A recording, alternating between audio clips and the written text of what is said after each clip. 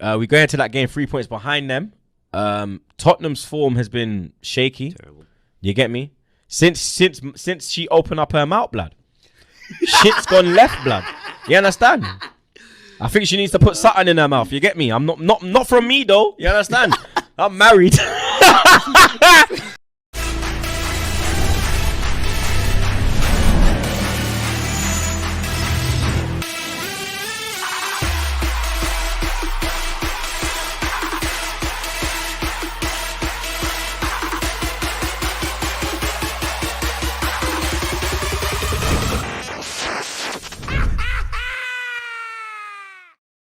Welcome back to the Football Terrace. Jordan Henderson out for 12 weeks. Man United links to a brand new centre-back. We are going to be discussing the fallout from the Troopz' podcast with Barstool Sports today, and his words about Mel. I personally spoke with Mel today about the situation, but it's a wider issue that we're going to address. Troopz has come out and he's apologized. He's done the absolute right and the right thing, the right gentlemanly thing to come out and address his mistake in terms of not challenging somebody's football opinion or bantering somebody, but the sexist connotations of the words and the way in which he went for Mel. We want to have a touch on that in a wider scale, coupled with what Granit Xhaka and Marcus Rashford and a number of other Premier League players have suffered in the relation to online abuse, whether it be sexism, racism, death threats and more in recent times. We're covering that on today's show. We will be taking your calls as well. We feel that it's the responsibility of social media networks to do more, but then users of their platforms to really stand up and take ownership of these issues in many, many ways. We're joined by Aidan. We're joined by Igal. We've got a man like KJ here. We've got Johnny, the biggest Ollie outer in the world on the show. So we will be talking Ollie a little bit later as well. To discuss all of these issues and all of these topics as well. Do me a big, big favor and smash the like button, people. Terry Me Too Fluers has begun. This ain't even about that. So you need to hush them out until you listen to what's being said. You really, really do, because it ain't. Let me just say this now on the top as a Football Terrace and a Terry Fluers message. Not 1 ounce of me wants to see Troopz cancelled. Not 1 ounce of me thinks that Troopz should lose his podcast. The guy's got a family to feed. I've met him on a number of occasions. He is a lovely guy, and I've had the privilege of sitting and talking to him and stuff like that. That doesn't mean what he did was acceptable. It needed to be called out. A lot of people did it, and he's come out and apologized. And I know that he's speaking privately with Mel to resolve the issue and put these things to bed. It's being handled in the right way. So wider issues in relation to this that need to be discussed, especially a lot of big people, a lot of well-known people keeping absolutely silent, sending private messages saying, oh, how bad it is, but not having the guts to stand up when needed. And that needs to happen a lot more. We've learned a lot about that in the last year or so in society, that people sitting on the sidelines and staying silent when you've got a voice, when you have a platform, is wrong. And that's more what we're here to do in relation to today's show. Do us a big, big favor and smash that like button and hit the share button as well. Very, very important. The link's going to go out in about 20, 25 minutes time for you to all come on and have your say. Before we go to the panel, again, our competition continues today as well. We're always here to have a little bit of fun.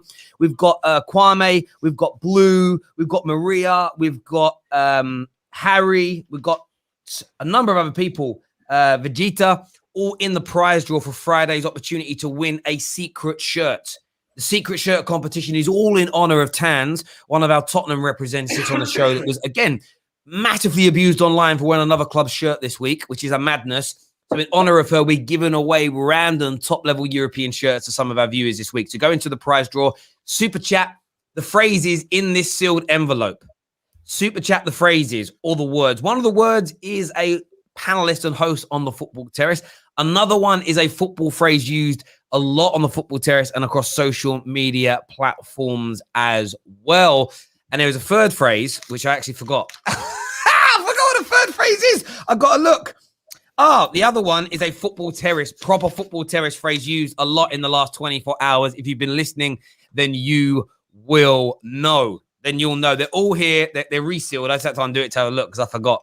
Because I'm a big dummy sometimes. Let's meet the panel today. Afternoon, gents. How are you all? Good? Amazing. Yeah. Amazing. That's a bit of energy. Listen, Johnny, welcome. Congratulations on making your debut.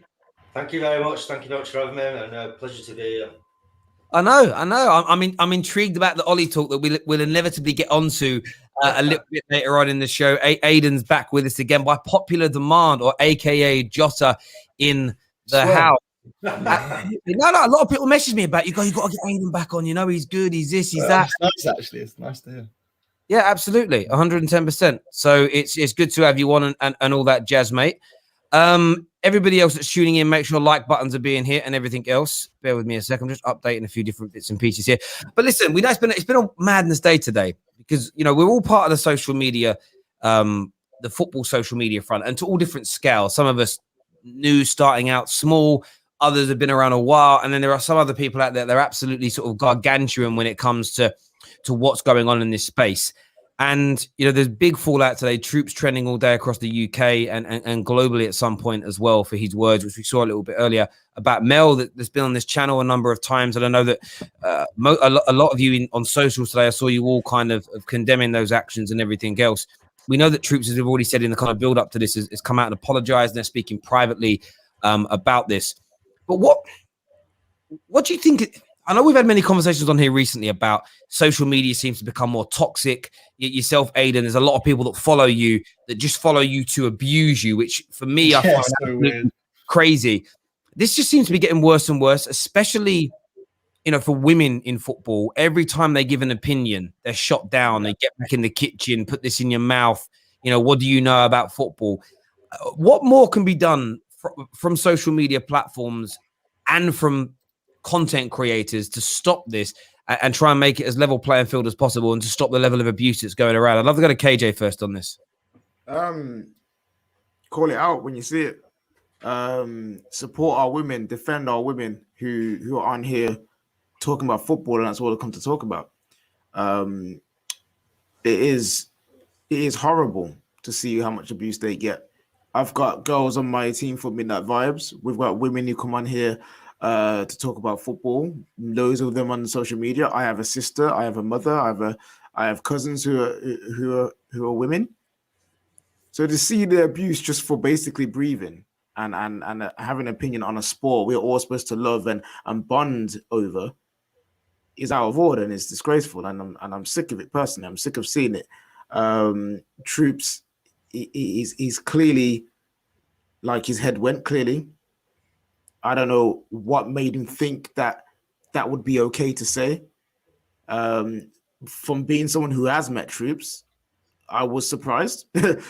I was surprised because the way that he talks about the females in his life and how they've impacted his life, I was surprised that came out of his mouth. But he's taken ownership on that, and he's apologized. And what I want to see now is, yes, social media have come together and condemn the actions, but it's now about seeing the change from those said people. It's about now you're taking ownership, and now what are you doing now to change further? What are you doing to move forward? Because I'm not here to bash Troopz. That's not what I'm here to do. But I'm using him as an example because he's the one that we're using right now. If he went on and to go on just to say something similar again, what is the point? He needs to be held accountable as we all do for our actions, and we are the ones that need to change.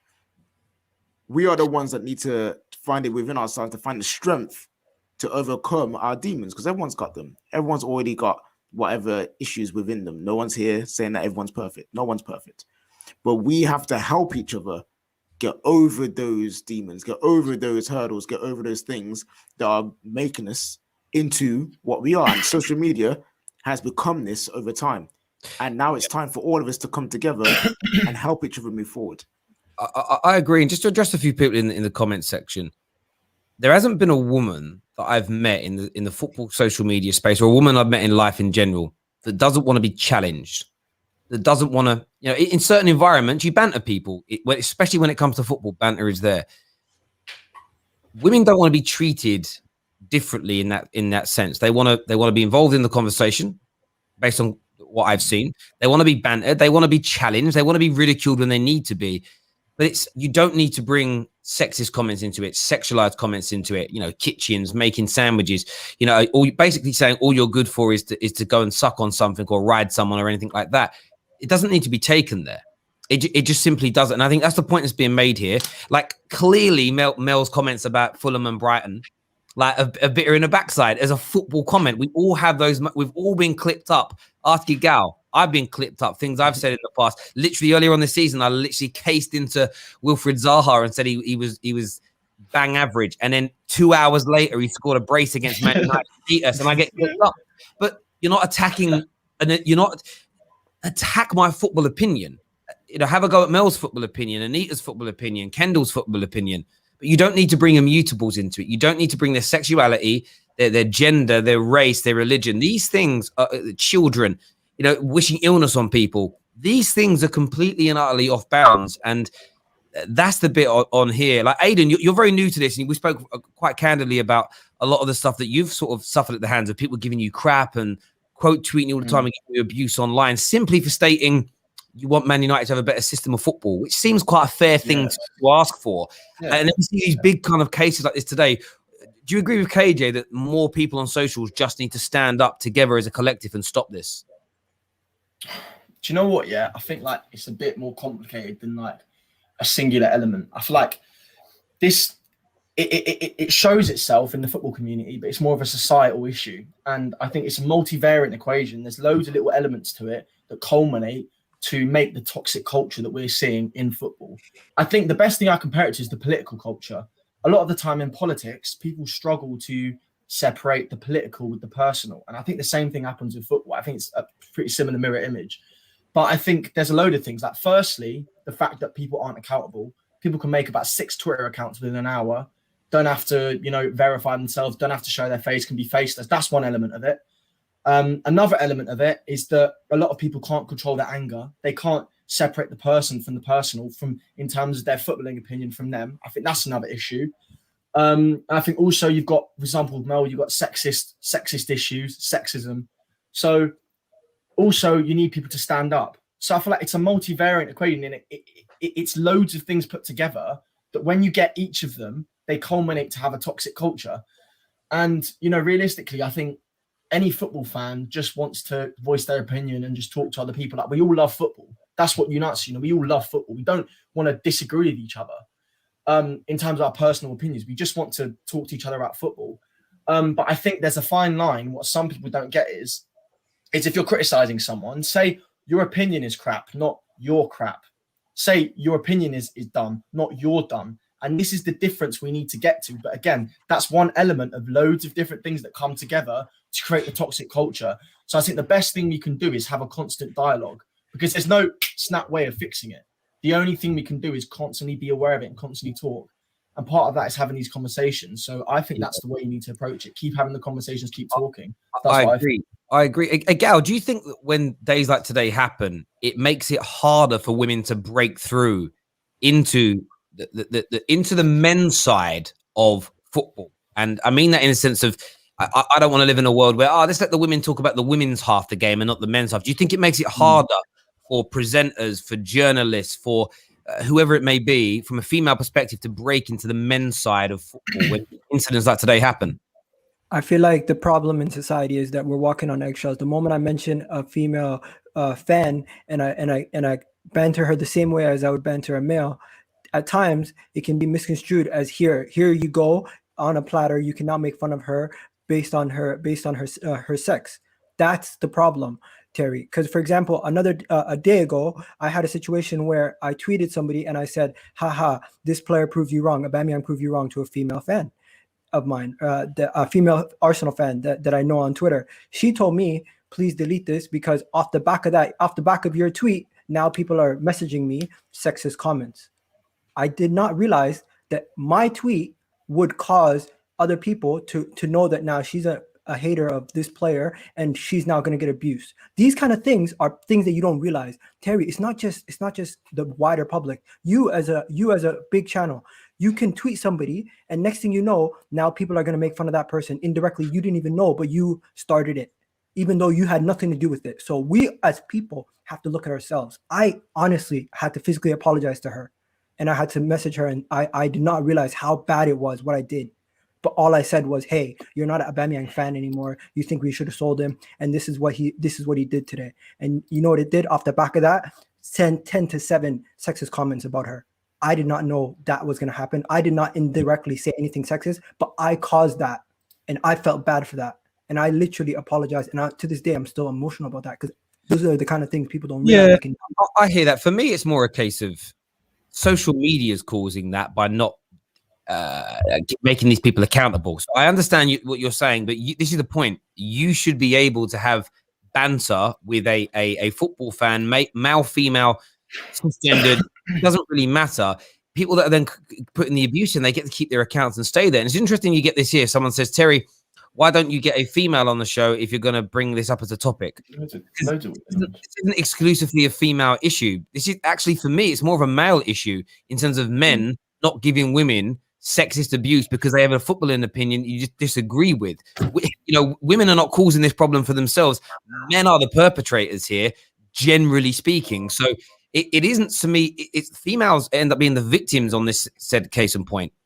But men are the perpetrators. So it takes, for me, it's for men to stand there and be challenging each other and our own behavior. So I completely disagree with your comment there massively. I really do. There's a super chat here that says, afternoon, gentlemen. In Alex Scott on Twitter was racially abused because she is a new presenter of Question of Sport.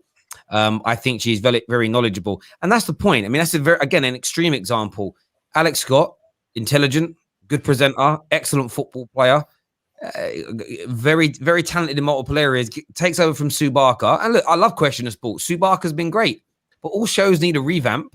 Like, things need to be taken into 21st century. But I'm pretty sure if they gave that show to a woman of the same age, from the same background, with the same qualifications, who didn't happen to be Alex Scott, then the reaction would be very, very different. If it was given to, what's the name of that swimmer? Forget her name, Rebecca something. Rebecca Adlington, isn't it? It was given to Rebecca Adlington. Would there have been the same outrage from the same people? My understanding is not.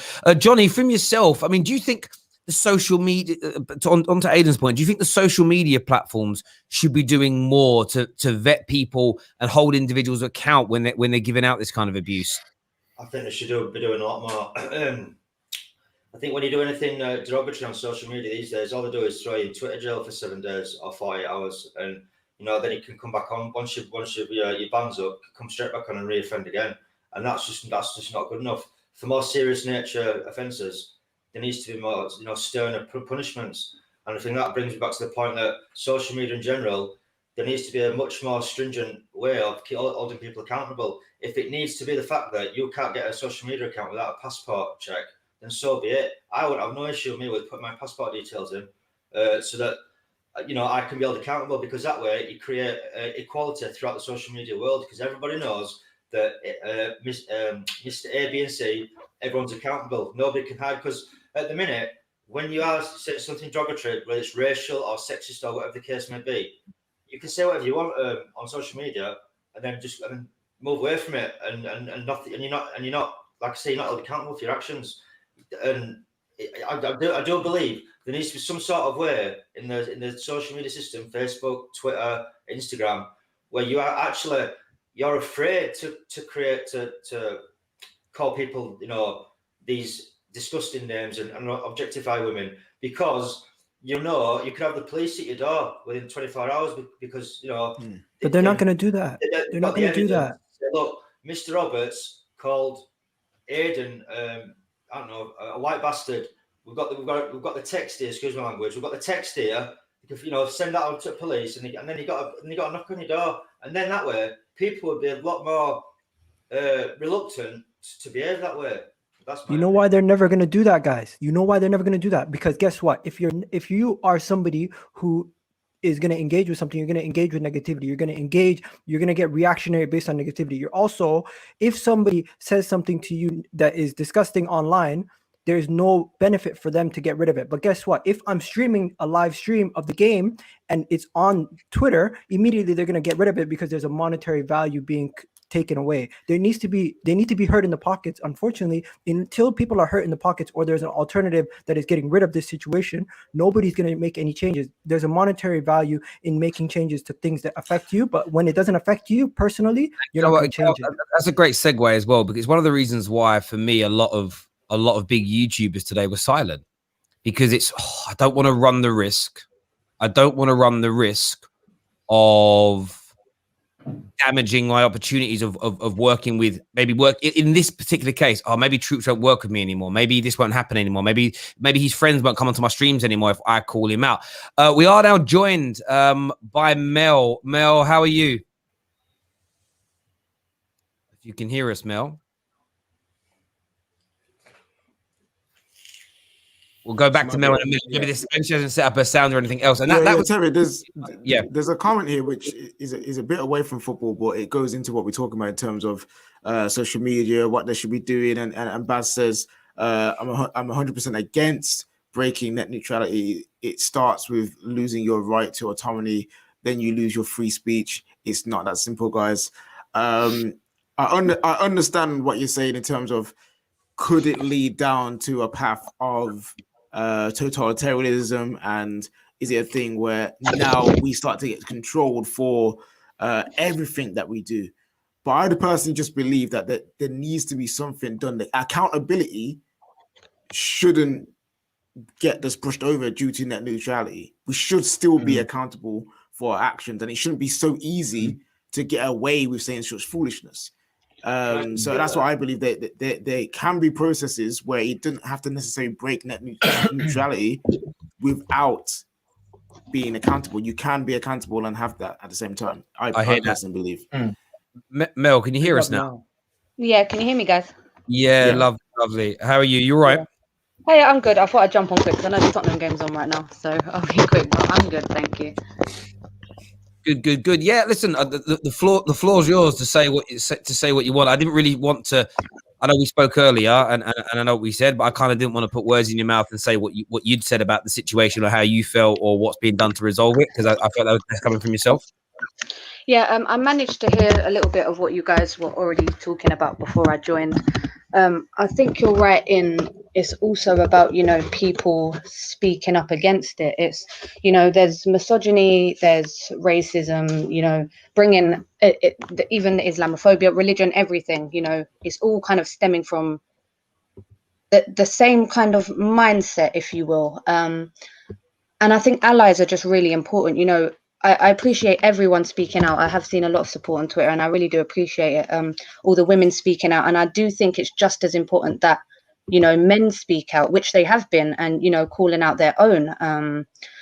And there's something Igal said that I've been saying for a while. So there will be like big Twitter accounts that will banter me for my opinions, and that's absolutely fine. I can hack that, but then the violence I then get off the back of that tweet, in my mentions, because a big account has quoted it. And I just think if you have a big platform, followers or subscribers or something, you need to be taking a responsibility of the influence you have. There were some accounts that quoted me, and then, then there was a following of abuse after, and they came into my messages and wrote tweets saying, I don't condemn what my followers are now doing in our mentions. And I think that's what's important. Like, Troopz is just the example here, as KJ said, because this is what has just happened today. But to me, the thing that's bothered me the most, because there's a lot of Troopzes out there that make comments like that, but it's the irresponsibility of the platform. Troopz has got over 250,000 subscribers, and I feel like when people are on platforms like that with such an influence, you are also enabling these faceless accounts, these, I'm not even just going to say children, because a lot of them are also grown people, Troopz being an example of that. And, it's just enabling these anonymous people on social media doing what they do. And I'm going to still carry on doing what I'm doing. They're never going to shut up my voice. I know I'm trying to do this to break barriers. If I make it easier for the women of future generations to come into the industry to talk about football, I'll take the heat from them. I'll take the heat to make it easier for those future generations. I'll do that happily. But what I will also do is, always speak out about it. Troopz has reached out to me privately, and we had a chat, and he did say, like, he didn't mean it maliciously kind of thing. But again, I just said to him, it's about the irresponsibility of the platform you're on, and it's nothing new to me. I think you guys know it. It's not only Troopz that's been doing this since this video, but I don't know. It's something that's, when it's so wide in society, misogyny, racism, people bringing up people's religion. This is all prominent in all walks of society. It's never going to be eradicated in football until it's eradicated in society. And do I think it's ever going to be eradicated? No, but every person speaking out is a small step towards that, and I can only appreciate everyone that's doing it. And that's not just for me, that's for every woman, the women football content creators, the Anitas, the Kendalls, the Sophie Roses, and that's for all of them. So yeah, thank you guys for this. Look, for me, I'm not perfect by any stretch of the imagination, and I definitely don't want to ever come across like a virtue signaler. I think I'll step up and speak up. And there's things that need to be said at the right times. And we did the same thing for Prime only 3 or 4 weeks ago when he was on a separate stream on another platform and somebody racially abused him. The person that racially abused him was a Football Terrace member, so a paying member of the Football Terrace, and somebody that put umpteen super chats a month into the channel, which feeds into our revenues as a platform and a growing platform. The first thing we did was suspend the individual's membership. The guy asked to come on and speak with Prime, so we did it. And we had that conversation. We denounced, we moved on, we blocked him from everything we could. And we did our best to try and stand up and make a stand. Interestingly, the video we put out of him being denounced and him coming on and talking to Prime, YouTube had removed based on a complaint somebody put in that we were doxing him. We didn't share any private information about the individual other than the name that he'd been using on it here the whole time. And that just tells me that there's such a big fight in our hands that even when you get someone who openly on air admits that they are a racist, and that tries to half-heartedly apologize about what they've done, we as a channel got something removed because of that, and that person's account still exists. That person's Facebook, that person's Instagram still exists. But yet our video where we were calling that out was shut down, which I found absolutely staggering. But it is important for people to stand up and have their say, and allies, as you say, are important, because what we really want to get down to is, having serious football conversation half the time and bantering each other the next. And it's very hard to do that, where every 5 minutes there's an abusive tweet, there's sexism, racism, as you say, Islamophobia, all these things. And it's very, very difficult. And my biggest bugbear, aside from those heinous things that happen, are the platforms that stay silent, the YouTubers that stay silent, the people that might message you privately and say, oh, that's a great thing you're doing. But don't have for me, it's having the guts to stand up and do it themselves, because it might impact their back pocket. And for me, that kind of silence is absolutely deafening. It really is. Yeah, big up Mel, man. Yeah, no, I completely agree. I'm not going to sit here and start name dropping, but there are some big YouTubers that have come into my private messages like, oh, that wasn't cool. And I've seen their pages before, and they're no stranger to sticking up against social justice issues, when it comes to sexism, when it comes to racism. So you've never had a problem, speaking out against it before, but all of a sudden it's someone who, I don't want to make assumptions, but, common sense would tell you they might want a collaboration with this guy, or they might think, oh, this will blow over soon. I don't want to, ruin my chances in the future. All of a sudden, you now don't want to speak about it publicly. And as you said, the silence really is deafening. Really is. Yeah, and the frustrating thing is, it's like I see some people in the comments, not all, but some people in the comments saying, oh, the reason why it comes up is because you're talking about it. Stop giving it highlights, stop talking about it. But we need to, as I said before, it's a group. Change don't happen without group effort. Change don't happen without people coming together and making a change. If that was the case, if we just had to not talk about it and it would go away, the world would be fine. You know what I mean? But it's not, because the more time you spend not speaking about it, the more it gets perpetrated. And it's until we as a society come together and here to better each other, that is when these things will change. So no, those people in the comments, we're not going to stop talking about it, because it needs to be said. Can I say what my problem was as well? I think Bits and Bobs might have wrote a tweet about this. One time is a mistake, the second time is a choice. Anyone who did see my tweet, this isn't, the first time I have been name dropped by Troopz. When he name dropped me before, he actually said, I want to go in a bit more, but you know, she's a girl and I don't want to get cancelled. I don't want Troopz to get blacklisted. That's what he said on a previous time he name dropped me. So for him to now come out with what he said after, you knew you was out of line because you stopped yourself before from saying something like that. So again, to me, that's a choice. It has bothered me, you know, people in the comments accepting his apology on my behalf, people that aren't even women, let alone me, talking about, oh, we all make mistakes. But to me, that wasn't a mistake. It was a choice. Mel, I was going to say something when it comes to responding to these kind of situations, or even in the first place, speaking about anything in regards to banter. People's choice of words and people's choice of vocabulary, they need to understand how powerful their words and their choice of words are. If you say to somebody if you choose a specific word, you could take two words that mean the same thing, but your choice of that word could have a more dangerous effect. Like you could say somebody's a follower, and then you can call somebody a slave. You can say somebody is this, and you can say somebody is that. Mm-hmm. But the way you choose to describe that person can be hurtful, and it can damage them. And you don't realize how much somebody can get abused for their opinion or what they say on social media, putting themselves out there in the public. There's so much backlash that certain people get for no reason at all. And it's not just footballers, it's not just fans, it's everybody. And you guys, people in general, if you can do one thing, choose your words wisely and do not say things that you know are inflammatory just for likes and shares and retweets.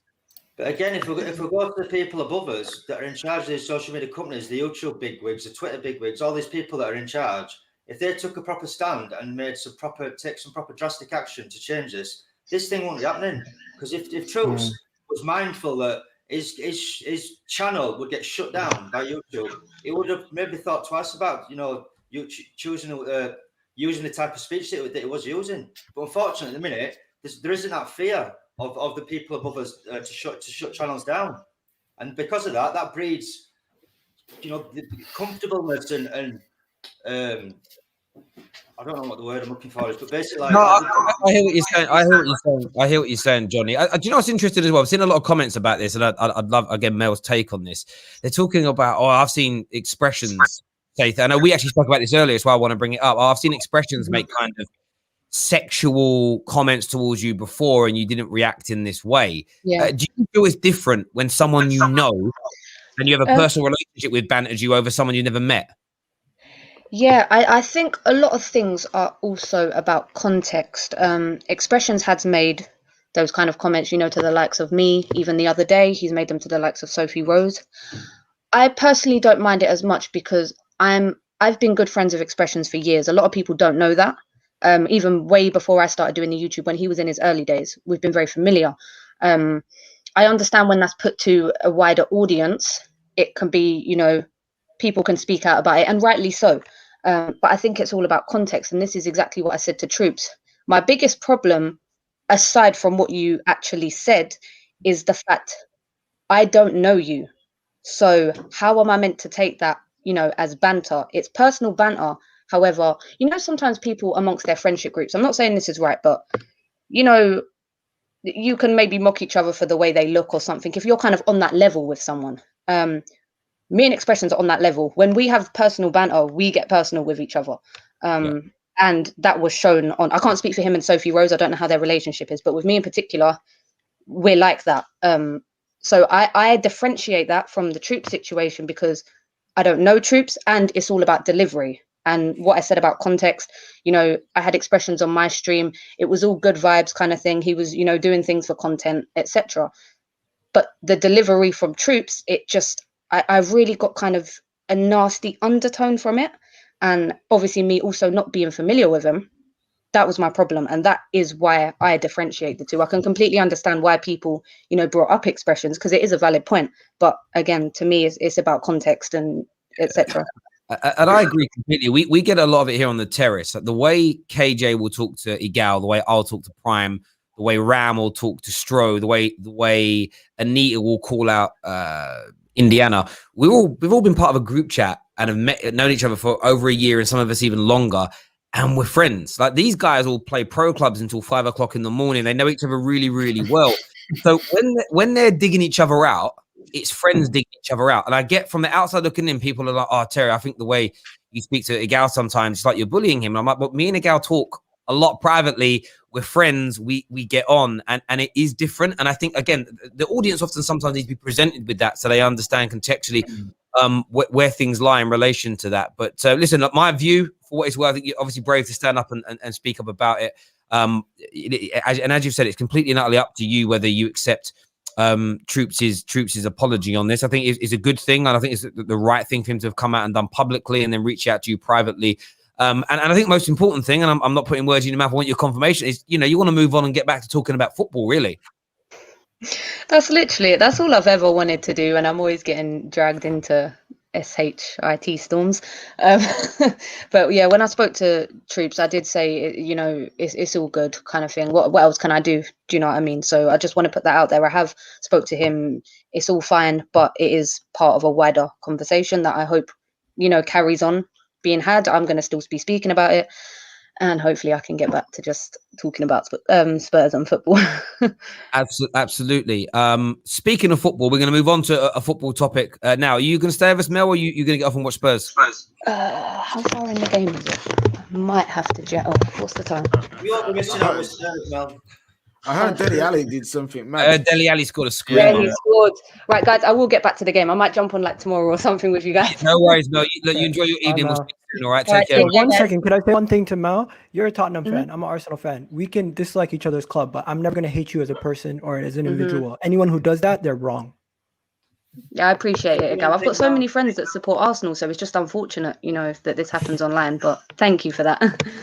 All right, Mel, look after yourself. Speak again soon, all right? Hey, take care. Take care. Bye-bye. We are going to talk football. We're going to go back to football now. I think that ends that segment really, really well. Thank you, Mel, for coming on, having your say. I think it's really important to do that. And, you know, me and her spoke earlier on today, and, you know, the platform's always open for people to come on and express themselves and everything else. And I'm sure they'll get that issue resolved. Competition is still running. Guess the phrases in the envelope. Get your super chats in to do that. One is a football terrace phrase we've used. Think prime and maybe you'll get it. That's one of them in there as well, along with one that relates to a Premier League manager, and the other is a presenter stroke host on the show. Absolute legend of the football terrace as well. Amir here with a super chat says, how can one misogynistic comment be okay but others not? Otherwise you're just giving permission for others. Again, I think you're not listening to Mel there. We are going to move on from this subject matter, but thank you for the super chat. There's two friends having a joke with each other, so you know it's a joke. It's a bit like, you know, comedians say things that are jokes. And in the context of a joke, the target of a joke is very, very different. So it's all about context and targeting and stuff like that. So there's a huge fundamental difference as far as I'm concerned, and Mel expressed exactly the same thing. Going to talk Jordan Henderson. He's been confirmed today as being out for 12 weeks. Aiden, how bad is that for Liverpool's, I would say, not their title charge? How bad is that now going to be for their top four push? I think it's going to be a massive issue. I thought Liverpool, you know, I thought, oh, you know what, Van Dijk, you know what he's like with his athleticism. He'll be back relatively soon. Like Henderson, to move back into midfield, and it should be all like rosy for Liverpool eventually, in terms of the top four at least. But I live with my flatmate's a Liverpool fan, and he saw the Henderson out for 12 weeks, and he just stopped moving, he stopped talking when he found out, because it's a massive blow for them. It's a massive blow. I think the thing that I notice about Henderson is that it's his leadership. You know, he's not the most technically gifted player in the world. He's not going to, you know, Cruyff Turner defender. He's not going to bang it top bins. But I think it's the leadership that they require from Henderson. I think in midfield, they've looked a bit wayward sometimes. They've looked a bit unorganised. And I think now that Henderson's gone, you're going to notice that even more. Like Kabak, I don't think he's what they need. I've watched him and he's looked very, very timid. And especially if you're coming to the Premier League, the one thing you cannot be is timid. I think Reece Williams looked all right, or Neco Williams, like he's the left back, but I think they're going to have a massive issue. Because their two biggest players in terms of leadership, Henderson and Alisson, Henderson and Van Dijk are both out. So unless Salah and Mane go on an absolute madness and Jota comes back, I don't know. I think it's going to be tough for them. Maybe I'm going to go play for them in a bit, because obviously I'm Jota, so I have to bang a few goals in a bit. How about yourself, KJ? I mean, their top four pushes, it seems like it's getting harder and harder as each day goes by. Yo, it's getting sticky for them, man. You are starting to reap the rewards of the judge that you spent to get this Premier League, fam. Let's get it twisted here. Them man sold themselves for the Premier League. Listen, Jordan Henderson is a massive influence on this Liverpool team, so him being out is going to be big. If anything, it just gives them another excuse about why they're not as good as they normally are. You know what I'm saying? But top 4 is doable. Let's not forget they're still champions of England. They still are one of the best teams in England and in Europe. So they and also have one of the best managers in the world. So it's not wrong for me to expect them to be able to get top 4, even with all these things going on. Jurgen Klopp is good enough to make things happen. Jurgen Klopp is good enough to get things out of his players. We always hear this whole thing of, oh yeah, Klopp can turn anyone into an amazing, amazing player. He can turn rough mud into diamonds, blah, blah, blah, blah. We see all this. So where is it? Let me see that happen then. Because you can't be screaming that and talk about the system. It don't matter who plays. And then when people go out injured, you're like, oh, but this person's not playing. It makes no sense. So personally, Liverpool should still be aiming for top 4. It's still doable. And not getting it, you can't blame injuries after that. You can't. 100%. Johnny, how about from your point of view? You're a United fan. No love lost when it comes to Liverpool. Do you think it's, again, I know you speak a lot about Ollie, and we'll get onto that a little bit later about systems, but systems only work with good quality players, don't they? Totally agree. My dad's a Liverpool fanatic, and it talks about Henderson. Like, I don't rate Henderson, but it talks about his leadership. And end of the day, when you've got a void like that in your team, it's going to hurt you. It's going to hurt you big time. And I don't think I honestly, when you watch Liverpool at the minute, Liverpool don't even look convincing on the field. I don't even like last year. You just knew they were going to win. It was inevitable. But this year, and especially now with Henderson gone, they just look like I'm not convinced they're going to win. I don't feel like they don't have that aura anymore. It's gone. And I'd be surprised if they make top 4 this year. I would. I think they need to go back to when Klopp first took over. They need to go back to where they just outscored teams and they just they outran teams. I think he's going to have to change his system to have any hopes of reaching top 4, in my opinion. Yeah, I hear you. How about yourself, Gal? I mean, any different thoughts? I mean, I know you warned them on this, but surely Klopp with his management, they should be okay or not? Listen, I said to you, I think at the beginning of the season and even during the season, this season, I explained numerous times what's going on with Liverpool. So I'm not going to go through the whole list. I'm just going to say Jordan Henderson missing and losing that Everton game is now the final nail in the coffin. This solidifies for me that Liverpool will not be getting top 4. And you know what? When you have that many injuries and you've been at the top for as long as they were, and they even tried to still get a league title this season, they need to be applauded for the situation that they got themselves in and how far that they've been able to get into. Because any other club with the lack of squad depth that they have, that just won the league title the other season, that's been depending on the same 11 every single game, week in, week out, that we know their run for 2 years was stupendous. But now you've been injured so much that I don't even recognize your starting 11 or your bench anymore. So when it comes down to it, I'm going to give them, at this point, the banter's done. I'm giving you a free pass. You're not getting top 4. Don't try to tell me Liverpool's getting top 4 or else we will be bantering you. Because at this point, you have to expect that you're going to be getting Europa League football. That's it. No top 4 for them. They're done. They're not getting top 4. I'm not bantering you guys. I'm telling you guys as fans, do not lower your expectations for this season because you guys are not the same team.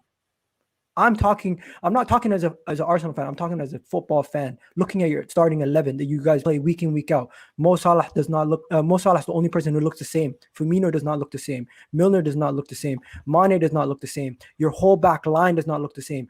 You got Trent Alexander-Arnold does not look the same. Robertson does not look the same. None of these guys look the same. I do not see the same Liverpool team. This is not the same Liverpool team. Look at the form at home now at Anfield. That was a fortress. Like you couldn't do anything at that ground at one point. Right. Now they lost like the last 3 or 4 games. They've lost there. Whoa. I mean, that's like the when the water's broken, a woman's pregnant, it's all falling out. That's for its life. Like, that's right now. Job screwed. you know what I'm saying? Oi, them man, literally. You know what? That's such a good analogy because, like, there's no return from that. No, do you know what's mad? Like, it's like you can't. The baby's coming now. That's Yeah, it. It's yeah, over. yeah. Yeah, There's like, no- it's coming. Like, literally, they let Burnley go to their gaff, knock down the walls. Actually, no, not even knock down the walls. Take a few bricks in it. Take a few bricks here and there. Then they let United come smash down the walls. Then they let Crystal Palace go there and do a thing, or Brighton, sorry, do a thing. And then and then they let Man City just walk into the gaff, take the crown, and then Yo, leave. you know what they said? You know And what it they makes said, it even, Kate? and it makes it even worse to finish it off. Imagine Liverpool now sitting in their throne, no more crown, no more walls, no more. Everton, your biggest rival, basically your brother, you know what I mean, who's been wanting the crown for ages, comes over and just kicks you in the nads and then walks off and laughs. That's Yo. basically what's happened to them. If there was a king, everything that could go wrong for them, have. Yo, Don Ancelotti came and said, "Yo, Klopp, do your thing. Let me do my thing." You know what I'm saying? That's what he did. You know what's mad about it as well, right? It is. I read today they spent £4 million on fireworks so when they're allowed to do, cause they're going to do their parade a year later. I feel like legitimately, if they don't make the top 4, they've got to cancel that party, man. Imagine how that party. It's like this, right? Imagine this. You guys couldn't come to my wedding reception after I got married a year ago because of COVID. And we're going to do it a year later. But as you arrive for my wedding party, I'm already divorced. That's what's going to happen. yeah. Basically, that's what's happening here. Liverpool fans, don't go ahead with it. Just quickly on some super chats. Too Cool Magic. It isn't Too Cool Magic. It isn't Too Cool Magic in the magic envelope right now. So no, your guess isn't right. Keep those guesses coming to enter the prize draw. Baz1 says, big up my Muslim brother Igal. You are the first person to pronounce Salah properly on TFT. Oh, how is it meant to be pronounced? Salah. Say again. Salah. Salah. I mean, it meant at the end, like ha at the end. Yeah. I'm not trying to take the. I mean, so you properly say the ha. Yeah, it's like, say if his first name is Mohammed Salah. That's how you'd say it. Salah. Just mad. That's Bruce, I didn't even notice I said it that way. Bruce Grobbelaar, the goalkeeper. I remember watching my brother's a Liverpool fan. As a kid, he had like a documentary, like a DVD or video, VHS, man. I'm old, for Christmas. And Bruce Grobbelaar was talking. He said the actual pronunciation of his name was something like Grobbelaar, but he said like he just told the English press to say Grobbelaar because you can't. It's almost impossible to say without really trying. Is that Bruno Fernandes? Apparently, it's Bruno Fernandes. Is how you're supposed to pronounce it. That's how you put. Yeah. You're not supposed to pronounce it Fernandez. It's supposed to be Fernandes or something. Yeah. And it's just he clearly doesn't mind because he. No one says my name, right? How do you say your name? Egal. It's Egal. Egal. You say Egal. Yeah, do you know what it is? Just say Egal. Accents as well, innit? Like I don't say house, I say house, I say us. Do you know what I mean? Like I can't help it. It's my vernacular. But that's so. Yeah, you guys say my name wrong too. It's KG. No, really. it's KJ Linton is your name, bro. KJ Linton is your name, bro. KJ Linton. Man United. Egal. You're 12th. Where's the party? 11. 11. Sorry, 12, 11. What's the difference? We're going to talk about United. We've got Johnny on. We've got Aiden on, two of the biggest haters of Ollie in the world. This is a joke. Everyone, I'm hanging out to dry there. I've got Ollie hater, yeah. Big link today that we're looking at spending £70 million or 70 million euros, £68 million on the release clause of Jules Kounde. I think it's pronounced Kounde. From Sevilla. We've been scouting him for weeks and months. How do you two feel about the prospect of Ollie having more money spent on his squad this summer? Is that the right or wrong move by Man United? I'll go to Johnny first on that. I won't give Ollie another penny. I would not give him another penny. Honestly, like, I don't hate Ollie as I bet he's a lovely husband, a lovely family man. I'm sure he's a nice person, but as a manager, long term, he's not the guy, and I honestly would not give him another penny.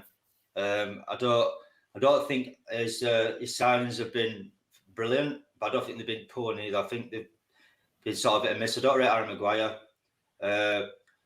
But just purely on that point, I wouldn't give him another penny. No chance. Question.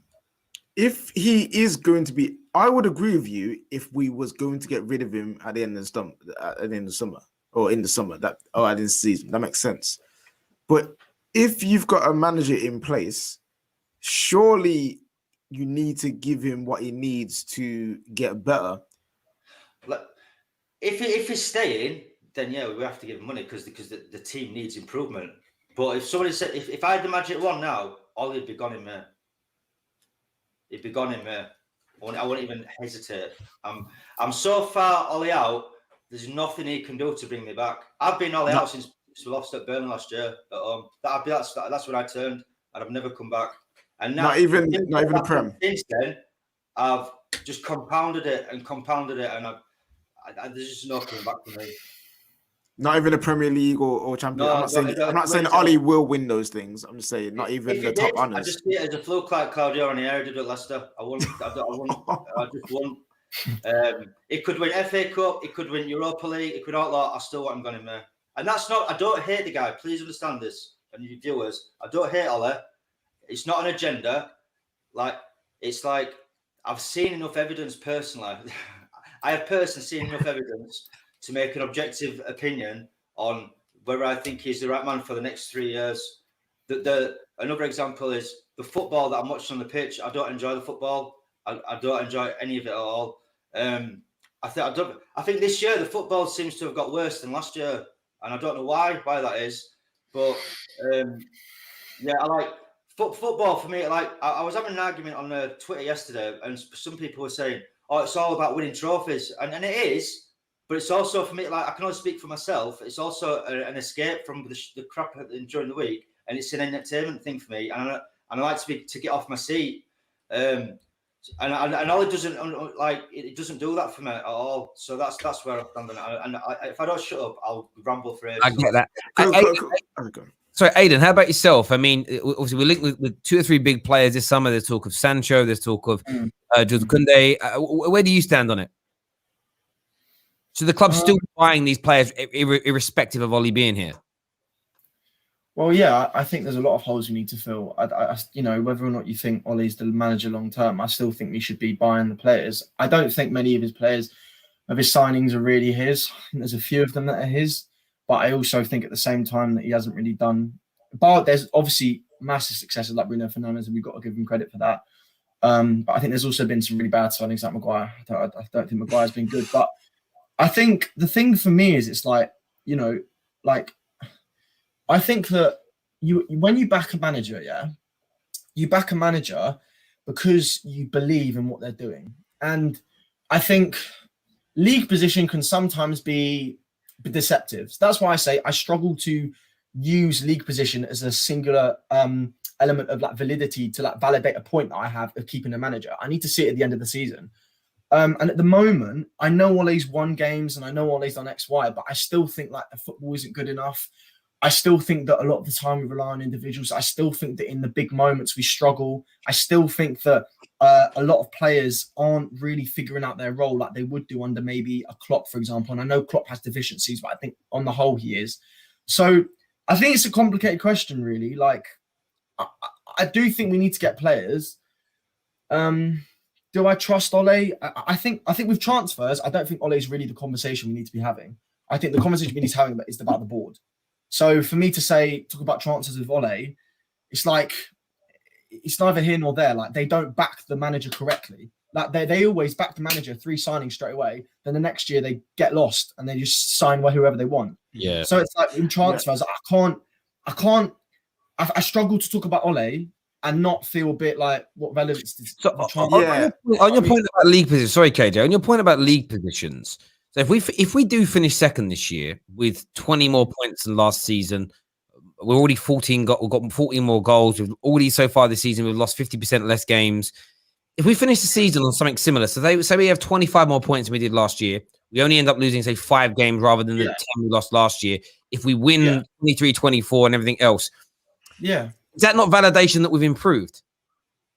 I think it would be, but we don't know that yet. And I think that's the problem because we said this mindset is what got Ollie in for the manager in the first place. I think that's what people forget. People saying, oh yeah, but hasn't Ollie done X, Y, Z, And then we made him permanent manager, and we bottled top 4 at the end of 18-19. Granted, I can't put that too much on Ole because of the situation it was in with him sacking midway through the season. But you always should wait to the end of the season, and that's why I'm saying wins are good at the time, but wins have instrumental value in getting you to the trophies that have intrinsic value. I do think to some degree, obviously wins, if you're winning a derby, they have intrinsic value. Like obviously you won a derby and big games. But our aim as a club, the Man United way, is to win trophies, and it's like. This is all if, buts, and maybes. So I'm going to wait to the end of the season. Like, if Ole, won the Europa League and got second on like 80 points, I'd say, yeah, back him. But I don't. There's nothing to me. I suppose though. Sorry to interject. I suppose the issue that people will have with that, and I'm just trying to sit here and be objective in it, is you're going to wait until the results come in to judge whether he's going to be. You want to keep him or not, but yet you're not waiting for all the results to come in before you criticize things. What's the difference? Nah, but that's the thing.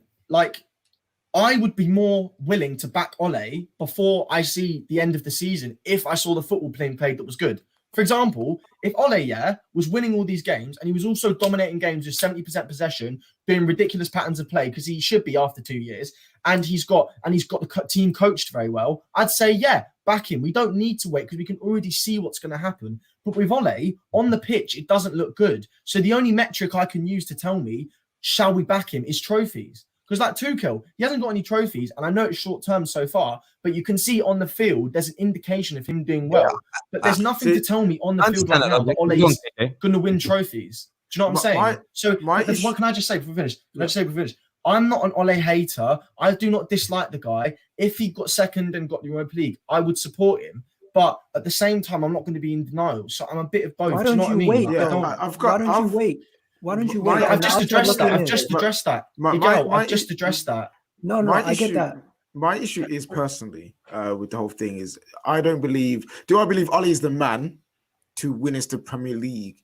No, but do I believe he's the man we need to restructure the team and bring balance back to? I know it sounds like Star Wars, but bring balance back to the team. Yes, because if you look at the targets he's going after, he's going after centre back. He's been wanting a right winger. He wants a top level striker.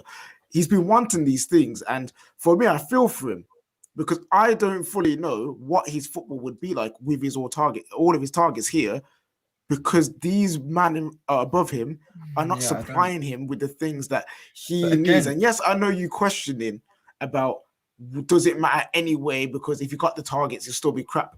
We don't know that. Look at what happened with Bruno Fernandes. No, but we do, when we replaced Andres Pereira with a higher quality player, it yielded results. If we had a Jadon Sancho, we don't know what that effect would have had on the team. If we had, instead of a Cavani, we had the Heartland that he wanted, or the Bellingham he wanted in midfield, or the Grealish that he wanted.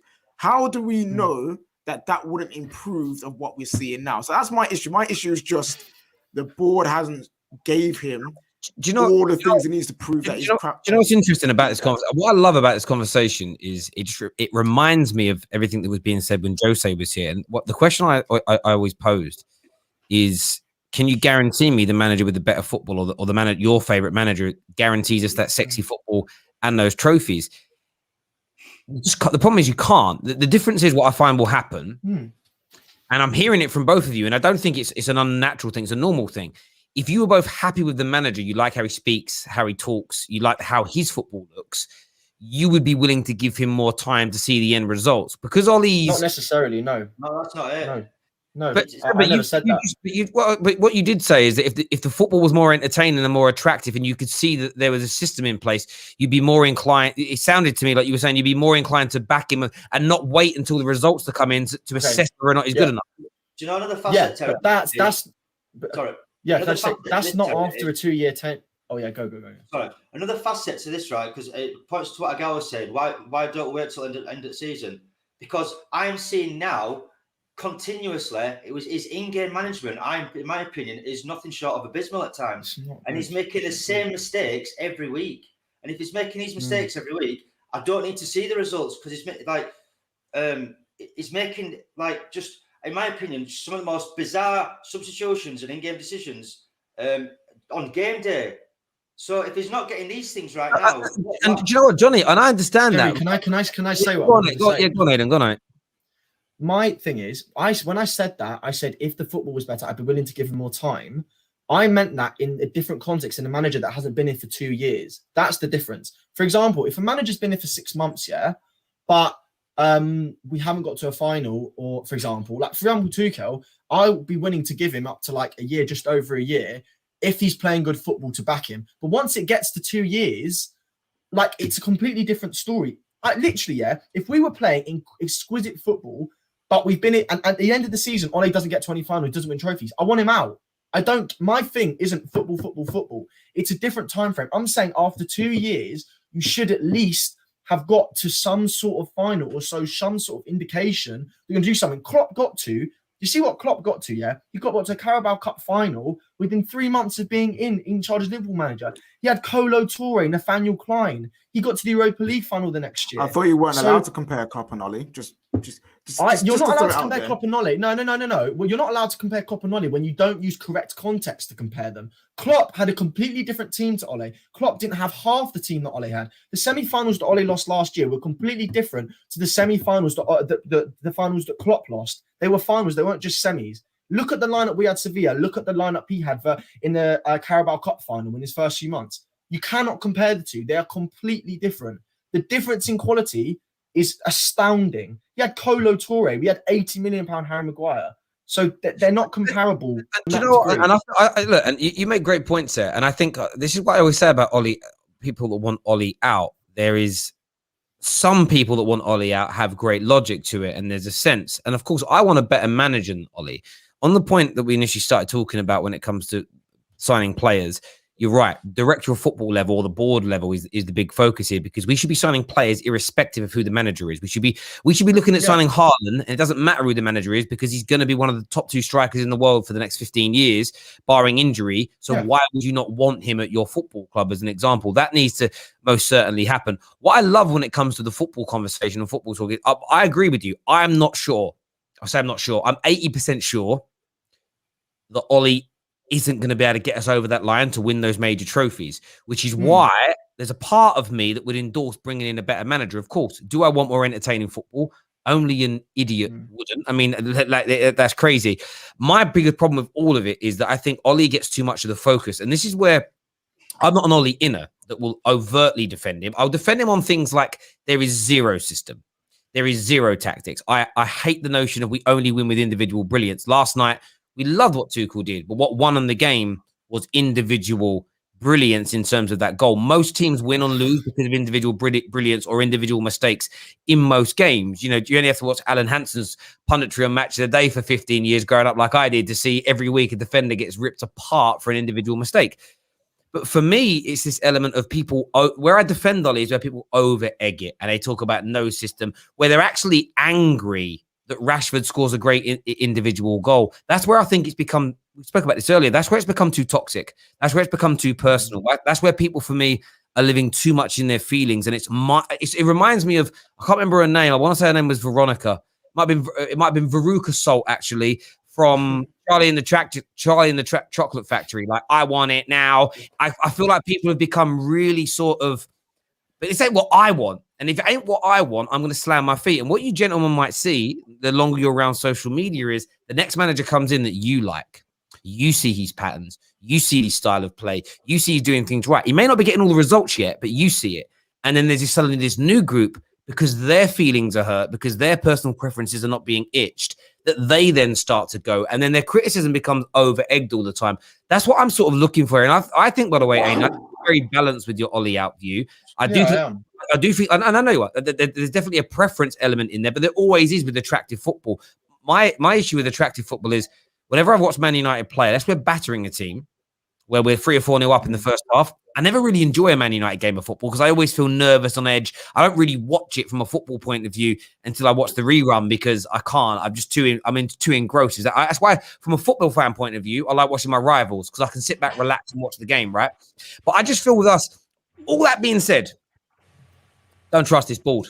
So for me, that's it. Yeah, I agree. I genuinely, and this is why I don't waste energy on the Ole out thing, and it becomes a kind of, it's almost a moot point in many ways, because you spend all your time saying Poch would do this and Nagelsmann would do that and Allegri would do this, but it's still my fervent belief that every manager is going to fail because first year they might do really well, come second, win an FA Cup and look great. And then they right, I need 3 more players now for this squad. And they go, nah, we're not spending. We'll give you like a 3rd or 4th choice, a cheap option there, and we'll sign you the new Dan James. Johnny, that's what my do you else. what do you think about the board and how United's ran? I was watching your show last week and I was dying to get on.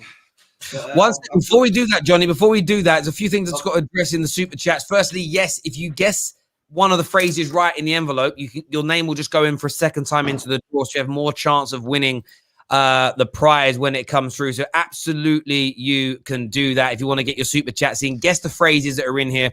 One's about a manager, one's a manscaped phrase. So to give you a clue, it's manscaped based. The other one is a host or a panelist on the football terrace, massive Liverpool fan. So get your guesses in right about now. But Johnny, I'll go back to you, mate. Thank you. Yeah, the board, right? This is where we all unanimously agree and come together and agree that the board's cancerous, it's toxic, and it's no good for the club. The Glazers, again, cancerous. Ed Woodward, cancerous. They're all a cancer. They're all no good for the club. But what we have to remember, right, is that like Ed Woodward helped the Glazers buy the club, right? He's making them so much money. And like if I was the Glazers, I wouldn't give the, excuse my language, a shit about, you know, us little people, where all the little lemons out there. I won't care because I'm just seeing my bank balance every end of the week, right? Now, because Ed Woodward helps them buy the club, unless he gets caught sleeping with Glazer's wife or something, he's never going anywhere. He's never going anywhere. As much as we rant and rave on social media, and right to do so, and I completely agree with it, he's never going anywhere. And whilst Ole is definitely hamstrung by the board, I still think with the squad of players that he's got, he should be doing better. Yeah. And I think when I talk about that, I say, right, I look at the football and I'm not enjoying the football, right? And but you say, but you know, bring another manager in and it's going to be the same problems again. And whilst I agree with that to a degree, that's not a good enough reason for me to keep Ollie in post. Does that make sense? I agree with that. I agree with that. And yes, Woodward will not get fired. Like I said, will not get fired. But my issue is with the Glazers and with Woodward is okay. You Glazers don't care because you're American and your favorite sports are over there in America, so you're focused on them. Cool. You won the Super Bowl. Cool. You then employ someone to be a steward of your club, and you've chosen Ed Woodward. Fine. Why can't he get someone to do the parts of the job that he cannot do and clearly cannot do? That's my issue. If you restructure the club and Ed Wood was like, yo, I'll just deal with the money. I'll still be CEO, but I'll just deal with the money. I'll get someone in who's very competent, very good at the football side of it. You do your thing. I'll give you your budget. You work with that and go off. That's all I'm asking for. That's not hard.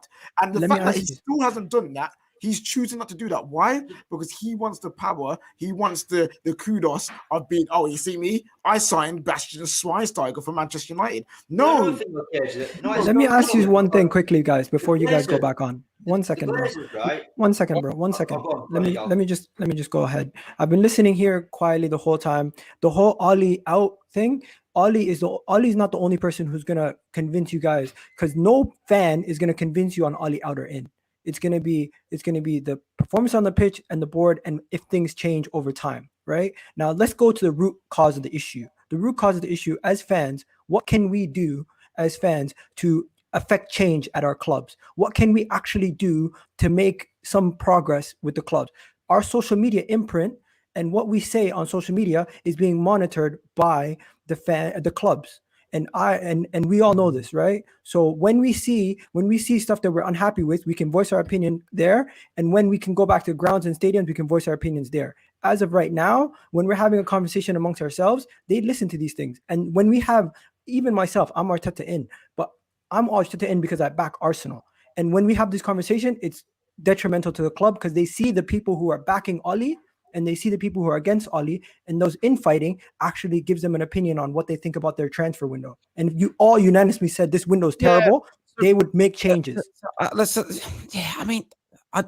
thing is, I don't know if they will make changes, but that isn't the energy. And again, I always feel like with all these debates, and you're absolutely right, I'm not necessarily trying to convince an Ollie outer to be an Ollie, it's not really what my energy is. It's about focusing on the real problem. And it's more what I've really come to my realization is that we've got to change our expectations as fans, not from what we want the club to be, but from what we know the club is going to be.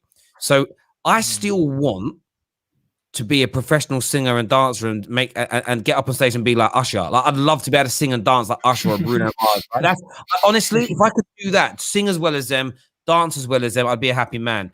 So I kind of still would love to see that happen, right? It's not really an expectation. It's what I'd love. It's not going to happen. I have expectations for my business to reach a certain level.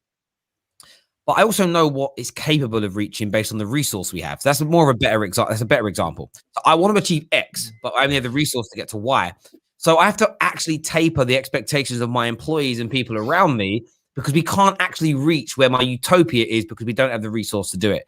Man United are in that position. We may spend money, but we don't spend it wisely enough. We never have a continuous plan as of yet. Now, I'd be very impressed with the Glazers is if after Ollie, we continue in the same motion. We keep adding to this squad. If we see a new manager come in and within 2 years, 80% of the squad that he inherited is overthrown, then you know that it's like we're on a brand new page again. And that's my issue with this. I don't expect Ollie outers to change their minds and go, right, I'm going to get Woodward the sack. You're not. Woodward's one reason. Woodward owns shares, massive amount of shares in this club as well. Like he's an owner of the club. They're Man United, it's the wrong way around. That he's they're labeled A shares, which actually don't have as much voting rights as B shares. Normally it's the other way around. A shares normally have more voting rights. He's got a lot of A shares, but he's a part owner of the football club in terms of payments and bonuses. He ain't going nowhere. Like he's always going to be involved in Man United in one way, shape, or form unless he decides to shell huge volume of shares that he owns in the football club. But it's more about people understanding because Ollie can go tomorrow. I still think the same problems at the club are going to persist. And another one of the reasons why I would like to see Ollie sacked is because I think if a manager came in that maybe Aiden or another Ollie out loves, the football's brilliant, but then we could see the Glazer and Woodward deficiency stopping us from getting over the line, that would then be another group of people that join KJ's resistance and focus it. Not that we may get the change we want, but it's more just the realization that we're never, in my opinion, we are never getting back to the pinnacle. Not being owned by who we're owned by, but being run in the way that we are. We can moan about players and managers and the holes in the roof all we want, but until it's run differently, I never see us getting back to being one of the best teams in England and one of the best teams in Europe on a consistent basis. Terry, remember the riot in 2010, the protests outside Old Trafford? I mean, they were pretty violent, and the Glazers didn't budge. But they won't. Again, that proves my point. They're not going to budge because they're making money. The only really way to get change out of them is to get enough Man United fans globally to stop spending money. That's almost an impossible task. So it isn't about trying to change what's happening. It's a realization of what the truth is. We've had 4 managers, one after the other. We've had Premier League proven. We've had 2 world-class managers. We've spent over £1 billion on players, $500,000 more when it comes to salaries. We've got into bed with some of the world's best agents. We've signed stars. We've developed new youth. We've got somebody, I remember in the Moyes and LVG era, United fans were screaming for somebody with red in their blood. We've had that option as well. I'm just not, no one can convince me that just getting a better technical coaching is going to fix everything because I've been here, it's a decade now. But Terry, like but the thing that I'm finding a bit unfair is you're suggesting that I've ever said that. No, I'm not saying it, bro. I'm talking Ollie outers in general. What it appears to me like is they have this. No, they do have it. There are some Ollie outers that literally say a better coach would win us the league. Yeah, and of course there are. But I'm disagreeing. I think you shouldn't put Ollie out as. I don't like the phrase Ollie and not Ollie out. Really, I think it's too like one or the other, black and white. I don't think it's right. But what I was going to say is the fact that, okay, take the premise of your argument that we're never going to get to the top. That's what you're saying. Okay. So below the Premier Leagues and the Champions Leagues, we have the lower echelon, which is the Europa Leagues, the FA Cups, the 80 points, the routes, quarterfinals. If you're saying that we can't get to that, to the top, to the Premier Leagues and stuff, why don't we aim for the Europa Leagues and the quarterfinals? That's what I'm saying. If your opinion, is we're never going to get to the Premier League, why don't we aim for the echelon below for now? If that's by the logic of your argument, that's what it would suggest. Ole's not going to bring us that because every time we've got close to it, he's failed at the last hurdle. And that's fine. That's my point. And I don't disagree with that. If your argument is Ole is not going to bring us to the top, so don't have him in, why not bring a manager that will get the lower echelon just below that? I don't disagree with that. I don't disagree with that. And I think that's fair logic. I don't think Ole is going to get us back to the top echelon. I'm not even sure if Ole can win us a trophy as of yet. Not even the below echelon. I'm not talking about the top. I'm just talking about a Europa League or a quarter. I understand that. And that's fine. If we bring in Nagelsmann and the club are like, yeah, so, you know, we're here now to win. We're here to make top fours an achievement. Winning FA Cups is a big achievement. Winning the I hate that they do that. Winning Europa League is an achievement. If that's almost my that is my expectations for Man United now. That is the level that I find. I know. And there's a super chat here that says, Terry, so your solution is basically for us to just accept that we're the new Arsenal and give up all hope, essentially. Yeah, hope is what. Again, don't take the Arsenal comment personally. There comes a point when you're run poorly where you have to, because Nottingham Forest fans a long time ago gave up thinking they were going to re-win the Champions League. Ipswich fans, Aston Villa fans, until you're run properly and you can see a clear future. All I'm saying is the Ole out, and I agree with you, the Ole out, Ole in thing, both I just turn myself away from. It just annoys me. They act like the sole problem or the sole savior of the club is the manager. It's not, bro. It's the board. It's the board. Can I just say, you know that phrase, whoever you spend time with, you'll be a reflection of them. And I agree with that. I think that it's not Ole really. It's the board. It's like, it is Ed Woodward. He will make a micro decision. It's when to bring this player in. It's what sponsorship to use. It's like, I saw this infuriated me. One of the PR people from Man United, they did the top social media. We need to call this out. They did the top social media interactions of a Man United tweet from this year. Do you know what they put in the top 5 list? Have a guess. Think about the things that have happened in the last week with football managers that's tragic. Klopp. They put the Klopp tweet in the top 5. They said top 5 most interacted with tweets, Klopp's mum. They put that in there. They actually put that in there and put it out. You can go check the account. The tweet's out. I quoted it a few days ago. And like you say, this is the problem with the board. You know, Ole in, Ole out. When you have a board like this, that's the type of thing you're going to get out of it. You're going to get a trickle down. You're going to get individual moments. You're going to get bringing the wrong players. You're going to get stupid transfers. You're going to get stupid tweets. I think people need to look at that tweet. They literally put Klopp's mum, so many interactions, top tweets this year. It honestly, like, and you know what? Say one thing, Terry. Bro, on the subject around expectation as well. See, again, what you'll get, and I've worked in a corporate environment long enough to see this, you're never going to get people to admit these things. So I work for a certain company who used to push this notion of we're here. They released this big statement to customers about how they were going to change the service levels and make it the greatest ever in the industry. Internally, they sold the message down the line to all the worker bees. This is what we're aiming for 10 out of 10s and to get 100% on NPS scores. But when you were moving further up the ladder, you saw that like, yeah, we're only really spending enough budget to achieve about 6 out of 10. We reckon if we really make the staff work hard, we can get a 7.5 out of 10. They were happy at 7.5 out of 10, but they sold the idea to the world they wanted 10 out of 10. The Glazers are always going to do that as well, because for sponsors and for income, you need to sell the hope. This hope is what makes everybody buy the new shirts, subscribe to NUTV, have the app, buy products of the sponsors. They'll never publicly tell you that we're aiming now top 4 in itself. Qualifying for the top 4 is for them makes them happy. Winning the league and coming 4th, there's barely a difference financially.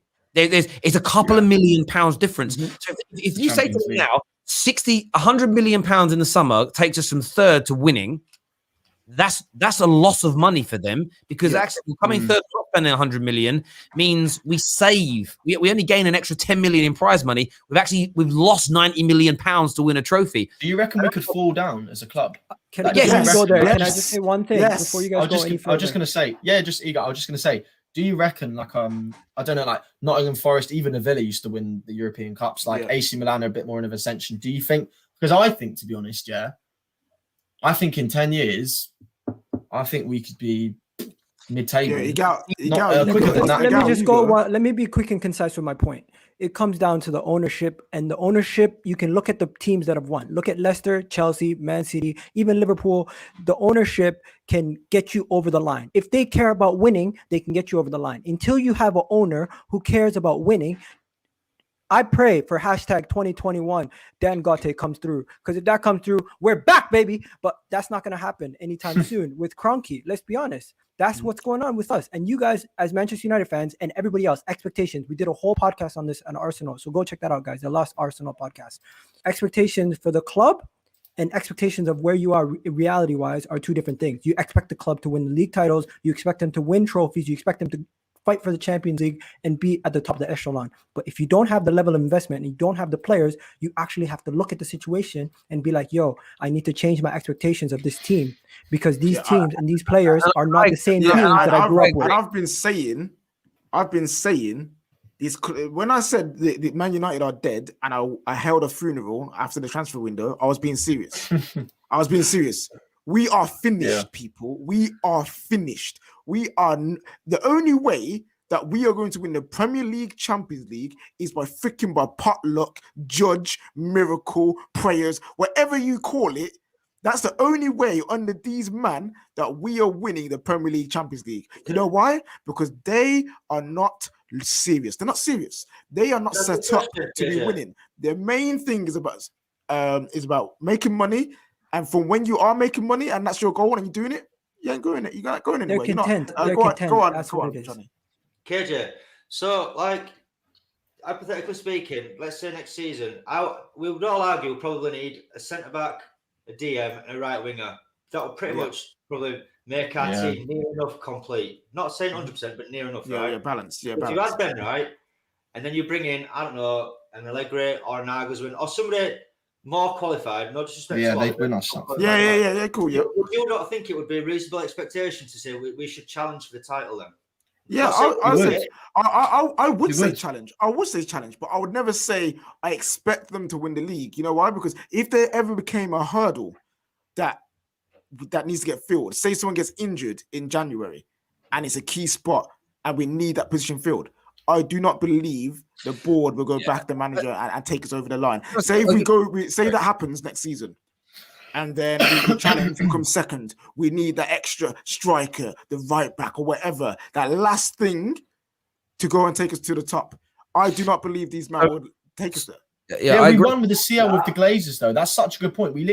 That's what I mean. We won the Champions League with the Glazers. I know what you're trying to say, but I think this contextualization of Moyes and Mourinho is not really correct, because the squad we've had is ridiculous. The only holes we really need to fill is maybe a backup right back, but we've got Dalot on loan. We've got a DM, a white ringer, and a centre back. Like, I think if we got those three in, even if we got in a better manager, we could easily win a UEL, easily win an FA Cup, easily win a Carabao Cup. So it's like, I get what you're saying. I don't expect us to win the league. I'm not saying I do. With this board, we could maybe like mess our way into one Premier League. We won't win them consistently, but it is still possible under a different manager to at least win something. No, and Mourinho won the Europa League. And I agree with that point. Yeah. My issue is people that are like, we're winning the league, but this is a great point. He says we won with the Glazers 5 times and the Champions League once. Yes, we had Fergie, so the only way of getting is a manager again. Fergie's different, man. Fergie's different. He's the greatest manager ever, but you've also got to understand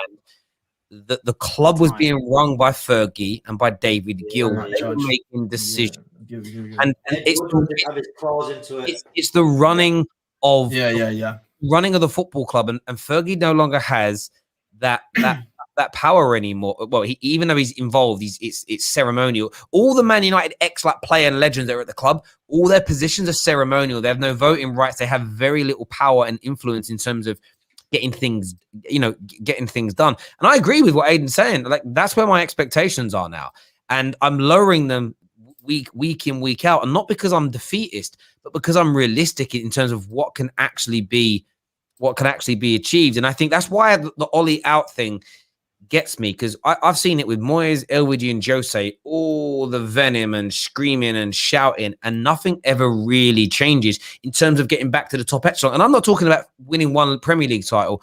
Man United should have the financial ability to be able to always remain competitive, win it second or third, always be there or thereabouts. And this always shows you that the Glazers aren't serious. The world's changed as well since we won those 5 titles in that Champions League. Man City got money. Chelsea already had money, but everybody else in the Premier League became richer because of the new TV and international TV deal money. we could have dominated still. We pay out around about between 80 and 100 million pounds a year in dividends and in loan payments and interest. If the Glazers cared about us winning, they clearly know that's 100 million pound a year. So an average 80 million a year, right? We'll round it down to the lowest amount. Just say since Fergie's gone, that's 80 million a year that's gone out the club for one reason or another. That's nearly a decade, right? It's 600-700 million pounds there. If the Glazers cared about us winning, all that money should have been kept in the club.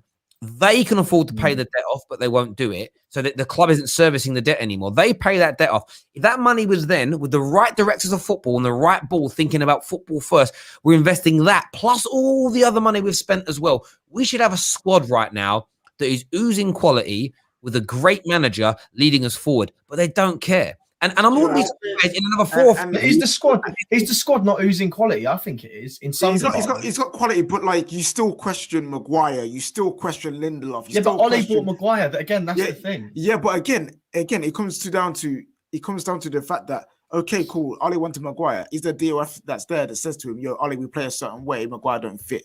He wouldn't be like it's all about these things. And this super chat here, I don't know where these Glazer agents are coming from. These Glazer simps are coming from, bro. But that makes no sense. The investment was not worse back then because when Fergie said, "Right, I need a DM to complete the team.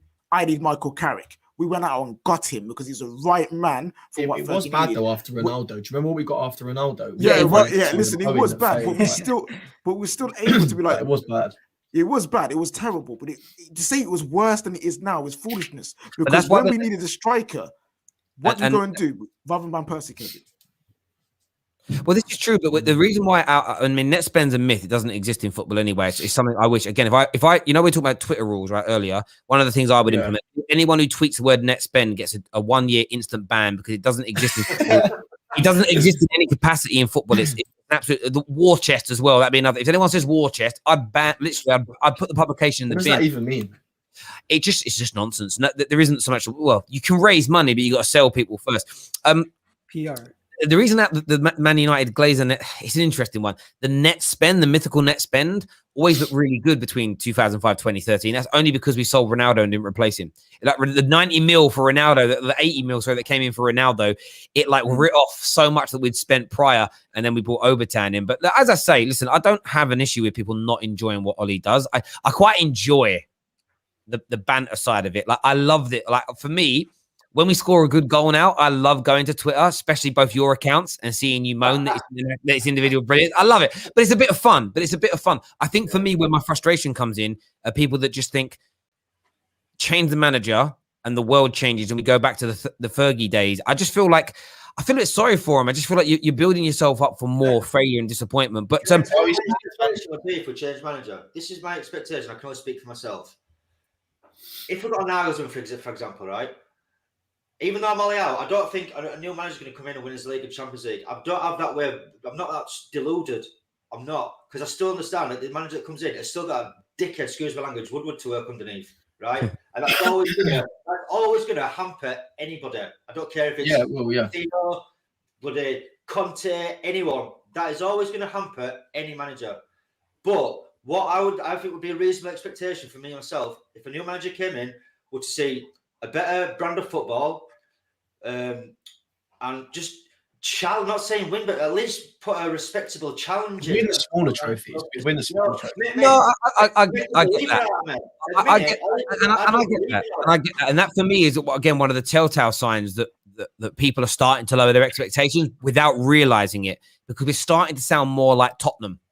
And I know that my dad's a Spurs fan. It's like, I'm just happy to play good football and maybe win a smaller trophy. And that's what happens to big clubs that fall down. And Arsenal have had that happen to them. We've seen other people in the past. And the only thing that keeps us afloat is our finances. If something mad happened, like the TV deal money suddenly stopped because say COVID killed off 3 or 4 of the major TV companies that pay in. So say BT went under, Sky lost loads of money, and then a couple of the big international ones, Man United would be finished and done and over kaput. Yeah. It just would have, after their lose, say it lost a couple of 100 million, say 100 million a year, there'd be no money left to spend on players after the debt's done. And then you'd see the problem. And I never want Man United to go down that road. But if it ever happened, People would then wake up. They'd wake up and smell the coffee very, very, very, very quickly. I don't think people are mad at Ollie, there? Terry. I think Manchester United fans are mad because you guys can see that you're almost at the finish line. You see that your team is almost there. Like, I'm not even bantering right now. You guys can pay the money to get those 4 or 5 players that you need in. It's just they're not doing it for you guys. We had this whole conversation, and I know where you're going to go with it, KJ. I'm getting to your point. People are mad at Ollie. No, I get that. You're saying people aren't mad at Ollie. So, no, people are mad at Ollie. No, but exactly. they're indirectly pointing their frustrations and anger at the wrong place. You guys can see that Ollie might be one of the problems, but he's not the main issue. That's where I'm going with it. Where's the I blame Ollie for. I can't blame Ollie for the bad transfer market. That's not Ollie's fault. Yeah, we're not blaming it for that. Yeah, but see, this is a great point here. We're going to put this out as rhetorical here from Daniel, because I do have to end the stream in a few moments. But when he says, can someone quantify what better football is? It's like when Terry talks about net spend. It's a useful phrase. I think this is the problem with better football. Everyone can give you their personal. This is where, for me, I try not to get into the debate about better football, because it's going to be preference based. Some people, I don't actually, I'll give a fact here, I don't enjoy tiki-taka possession-based football. I find it boring. I like 4 or 5 passes into the box trying to score. I find it more explosive, if that makes sense. I like wing play. Somebody else might like something different. So for me, it's an open-ended book in relation to that. The one debate we do have to have on this show, and I'm going to give everybody a heads up, and I want to get Aidan on for this and a few others. I want people to define to me the difference between a goal that is full of individual brilliance or a goal that's a team goal. Because the reason that I said trying to define. No, but it has to happen. It has to happen, because I'm going to have a heart attack. Also, you tell me, what about it? Can we define one assist is, please? Well, listen, when it comes to a team goal versus this, so Rashford's goal the other night is a prime example. Great individual moments that led to it going in. By the way, Strip Bear has got the phrase right. I didn't put it up on the screen, sorry. It was Kiwi. Kiwi is one of the key words. So Strip Bear now goes in to the prize draw. I know that Don Wills put a few guesses. You haven't guessed the name of the presenter right yet. You haven't put the name of the presenter in right yet, but we'll get that to you. But when it comes to defining team goal versus individual goal, there was 17 passes that involved 8 members of our team, and then Rashford did that great bit of skill. I would say that's an individual goal.